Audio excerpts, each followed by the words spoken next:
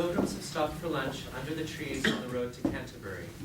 The miller enters with a half-empty bottle of wine as Chaucer turns to the audience. When the knight thus his tale had told, in all the company there was neither young nor old that did not say it was a noble story, and worthy to keep in memory. Our hostess swore, As I walk, this goeth well. Let's see now, who shall tell another tale? For truly, the game is well begun. Now tell Sir Priest, if that ye can, something to compete with the knight's tale. By God's arms, blood, and bones, I know a noble tale for the nonce, at which I will match the knight's tale. Abide, Robin, my dear brother. Some better man shall tell us first another. Abide, and let us work thriftily. By God, so that will not I, for I will speak, or else go my way. Now hearken, all and some. But first, I make a protestation that I am drunk. I know it by the sound. I will tell the legend of a life, both of a carpenter and a wife. Let be thy lewd, drunken harlotry. It is a sin and a great folly to injure any man, or him defame, and also to bring wives into such shame. Dear brother Oswald, he who hath no wife, he is no cuckold. But I say not therefore that thou art one. Ha! There's been full good wives, many a one, and never 1,000 good against one bad. Thou knowest well thyself, unless you be mad. the miller would his words for no man forbear, but told his churlish tale in this manner. Act 1, Scene 4. The miller crosses into the pool of light. And once there was dwelling in Oxford a rich man that to guests gave room and board. Of his craft he was carpenter. As the lights rise, we see the interior of John's house. The old man hobbles on stage, convulsively gripping a coin pouch hanging from his belt buckle. With him there was dwelling a poor scholar who had learned his heart, but all his fantasy was turned for to learn astrology. This clerk was called Handy Nicholas. He was sly and full of privity, and like a maiden weak to see. Nicholas enters, precariously balancing an armload of books. He lays them on the floor, flops down beside them, and begins to read. A chamber had he in that hostelry, alone, without any company. There this clerk his time spent, after his friends found for him his rent. John holds out a hand expectantly. Nicholas shakes it in a friendly manner. John is about to speak, but is distracted as Allison enters and strikes a seductive pose. This carpenter had wedded a new wife, which he loved more than his life. 18 years was her age. Come here, my honey sweet. John urgently gestures to Allison, who skips to his side as he notices Nicholas staring at her. Hey, what dost thou? Jealous was he, and he liked to keep her in a cage, for she was wild and young, and he was old, and deemed himself to be a cuckold. John embraces Allison. She tries to push him away while waving suggestively to Nicholas. There was this young wife, and therewithal as any mink. Her body was graceful and small. She full more blissful to see than a new bloom tree. There is no man so wise that can imagine so merry a wench. She was like a morning glory, a daisy, fit for any lord to wed, or for any good yeoman to lay in his bed. Exhausted from his efforts, John gives up and exits. Nicholas leaps to his feet. Now so befall the day this Nicholas happened with this young wife to flirt and play. Unless I have my will, this secret love, my dear, will me kill. Love me all at once or I will die. Nicholas embraces Allison from behind. She tries to push him off, but he clings to her, suspended piggyback above the stage. She suddenly stretches out all of her arms and legs at once. Nicholas falls onto the stage in a heap. I will not kiss thee by my fay. Nicholas wraps his arms around her waist. Why, let be, Nicholas, or I will cry out, hurrah and alas. She places his hands upon her breasts. Take away your hands for the sake of your courtesy. Nicholas whispers into her ear and takes her by the hand. What say you, my sweet? My love I grant you at last. And I swear my oath by St. Thomas of Kent that I will be at your commandment, when that I may my leisure while spy. Huzzah! My husband is so full of jealousy that unless you're discreet, I know right well that I'd be dead. A clerk had certainly misspent his while if he couldn't a silly carpenter beguile. He gathers his books and hurries off stage. Allison skips off after them. And thus they were accorded and sworn to await a time, as I told you before. Then fell it thus that to the parish church this good wife went on a holiday. Now there was of that church a parish clerk that was called Absalom. Absalom enters, crosses to center, and poses narcissistically. Now curly was his hair, and his gold it shone. In hoses red he went elegantly. Clad was he full smart and properly. A merry child he was, so God be saved. He could let blood well, cut hair and shave. But sooth to say, he was somewhat squeamish of farting, and speech dangerous. Smoke billows from behind Absalom. He notices this, turns in surprise, and produces a burning incense censer.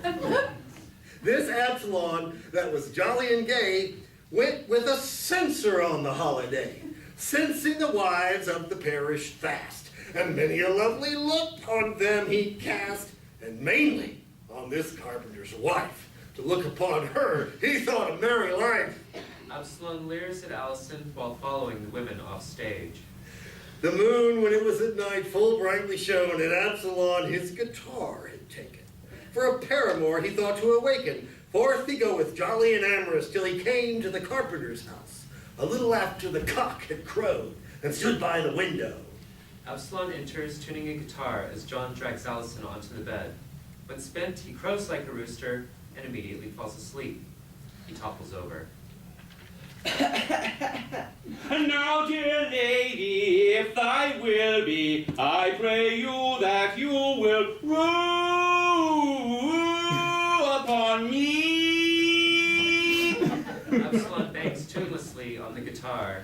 Whoa, yeah, yeah. With a hey, noddy, noddy, and a very down, down. But, Allison, hearest thou not Absalom that singeth thus under our chamber wall? Yes, God knows, John, I hear every bit. Absalom runs off stage as the lights dim, leaving the miller alone in the pool of light. From day to day this jolly Absalom so wooeth her, till that he was woe begone. He singeth, warbling like a nightingale. He sent her wine, mead, and spiced ale, and also wafers piping hot and sweetened with honey. And since she was of the town, he offered money. But what availeth him in this case? She loveth this handy Nicholas. Nicholas and Allison were agreed to the conclusion that Nicholas shall consider in his wiles a trick, that which this jealous husband to beguile. And so, if the game went right, she should sleep in his arms all night. The lights rise. We're now in Nicholas's bedroom. He runs in with a sack of food and a bottle. Yeah, that words was. This Nicholas would go no longer tarry. Full quietly. Full quietly. Unto his chamber carried both meat and drink for a day or two. To her husband he bade her to say, if he asked after Nicolay, she knew not where he was, that she saw him not all that day, and that she thought he must have a malady. I am adread by St. Thomas that it stands not right with Nicholas. God forbid that he should die suddenly. This world is now full of ticklish Shirley. I saw today a corpse borne to church that on Monday last I saw work. What? How? What do ye, Master Nicolay? How is it you sleep all the long day? But all for naught. He heard not a word. The hole he found low upon the boards, whereas the cat was wont to creep. John leans over precariously to peer through the hole and topples over again. At that hole he looked in full deep, and at last he had of him a sight. this Nicholas lay ever staring upright. Help us, Saint Swide. A man knows little of what shall betide. This man has fallen with his astronomy into some madness or into some agony. I thought, aye, well, that's how it should be. John struggles to his feet. Men should not know God's privity. Alas, shall all the world be lost? What sayest thou? Nicholas leaps up and opens the door. Fetch me a drink, and after will I speak privately of a certain thing that toucheth me and thee. I will tell it to no other man, certainly. John turns to exit, but Allison has entered with a tankard and hands it to John. He gives it to Nicholas, who drains it.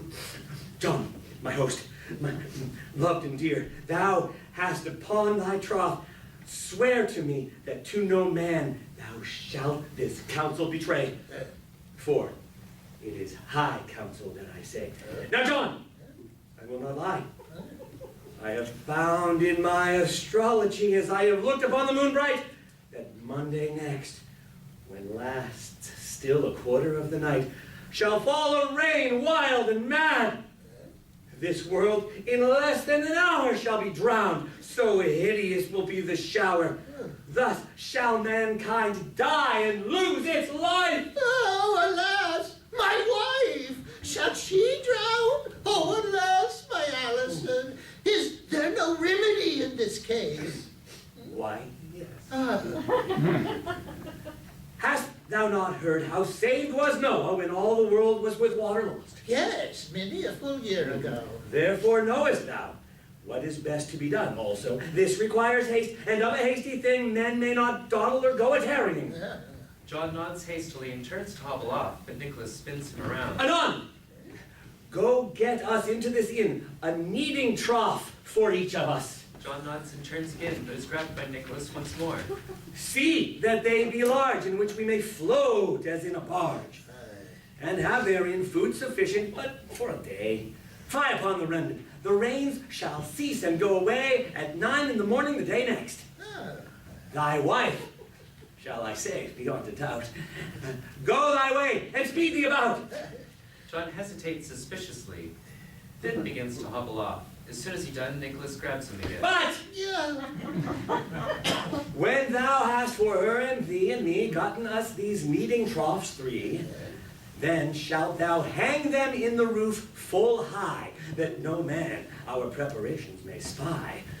When thou hast done as I have said, and hast our food in troughs allayed, then also an axe to smite the cords in two when the water comes, that we may go and break a hole high upon the gable, float unto the garden over the stable, and freely pass forth on our way when that great shower has come our way. I will cry, how, Allison, how, John, be merry, the flood will pass anon, and thou wilt say, Hail, Master Nicolay, I see thee well, for it is day. and then shall we be lords all our life, me and thee, and your wife. Nicholas runs off stage. Woe is me. To his wife, John told this secretly. She was aware and knew it better than he when all this trick was for to see. Alas, go forth thy way anon. Help us to escape, or we'll be dead, each one. I am thy very true wedded wife. Go, dear spouse, and help save my life. John nods, hobbling off stage as Allison giggles and flounces after him. Now this parish clerk, this amorous Absalom that for love was always so woe begone, upon that Monday with his friends to sport and play. Say, hast thou seen, John the carpenter today? I've seen him not since Saturday. I imagine he may well went for timber, whereas our abbot hath him sent, for he is wont for timber to go and dwell at the grange for a day or two. Now, it is time to wake all night, for surely I saw him not stirring about his door since day began to spring. So, as I thrive, I shall at cock's crow fall privily knock at his window that standeth full low upon his bedroom wall. To Alison now will I tell my love longing, for I shall not miss that in the least way I shall her kiss. Some manner of comfort shall I have, I'm certain. My mouth is itched all this long day. That is a sign of kissing to come at least. And all night I dreamt I was at a feast. Therefore, I will go sleep an hour or twain, and all the night will I wake and play. Absalom hurries off stage as we return to John's house. John paces nervously as he compulsively grips his coin pouch again. This silly carpenter beginneth to quake. He thinketh verily that he may see a flood come, surging like the sea to drench Alison his honey dear. He weepeth, waileth, and maketh sorry cheer. He went and got himself kneading troughs and hung them in the roof secretly. With his own hands he made ladders 3, filled with food the tubs, bread, cheese, and good ale in a jug, sufficing well enough for a day. But shortly, up they climbed, all 3. They sat for as long as to walk a furlong's way. John exits, and there's a brief sound of frantic carpentry as the lights dim to night, leaving the miller illuminated in his pool. Now hush.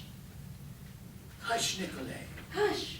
A deep sleep from the weary business fell on this carpenter. Rightly as I guess, down the ladder climbed the Nicholas, and Alison full quietly down she sped.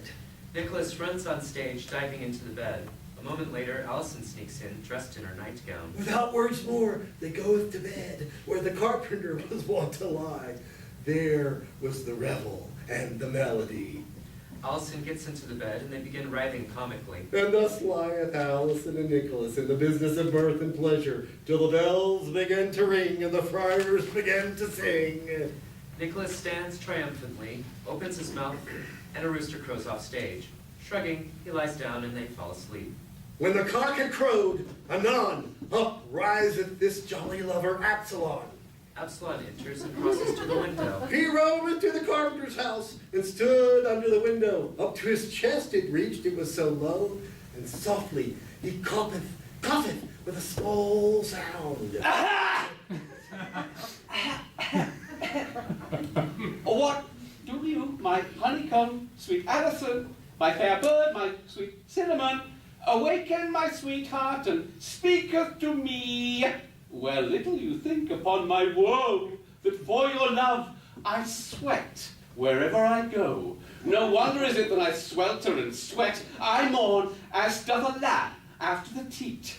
Go away from the window, fool. And so help me, I'll have none of your come kiss me. I love one better than thee, Absalom. Go forth thy way, or I will cast a stone. Let me sleep, and that anon. Alas, woe is me! The true love was ever so evilly beset. Then kiss me, since it may no better be. Wilt thou then go thy way therewith? Yes, certainly, my sweet. Then make thee ready. I come anon. Now hush, and thou shalt lap thy fill. I am lord at all degrees, for after this I hope there cometh more. Have two, come on, speed thee fast, lest our neighbors thee espy. Alison backs up to the window and pulls up her nightgown. This Absalom began to wipe his mouth full dry. Dark was the night as pitch or as coal, and out the window she put her hole. Absalom fared no better nor worse, but with his mouth he kissed her naked arse, savoring it ere he was aware of this. Back he starts and thought it was amiss, for, well, he knew a woman hath no beard, yet felt the thing all rough and long-haired. Yeah.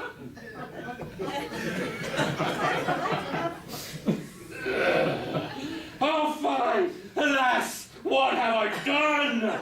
This goeth fair and well. I shall pay thee back. There is a door downstage. Softly pacing, Absalom went across the street, unto a smith nin called Master Gervais. Absalom knocketh quietly.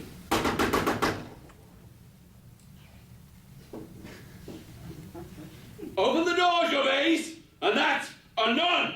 Gervais throws open the door and leaps on stage. What? Who art thou? It is I, Absalom. What, Absalom? Why is he so early? What aileth thee? Friend, so dear, that hot poker in your fire there, loan it to me. I have something to do, and we'll bring it back again soon. Certainly, were it gold or a bag of coins, their number untold, thou shouldst have it, as I am a smith. Gervais retrieves a hot poker from off stage and offers it to Absalom, who grabs for it. At the last moment, Gervais turns it upside down. There's a loud sizzling noise. Gervais turns the poker around again. He's about to give it to Absalom, then stops himself. Hey, you fool! What will you do therewith? That will be as it may. I shall tell thee tomorrow's day. Absalom takes the poker and hurries back to the window as Gervais exits.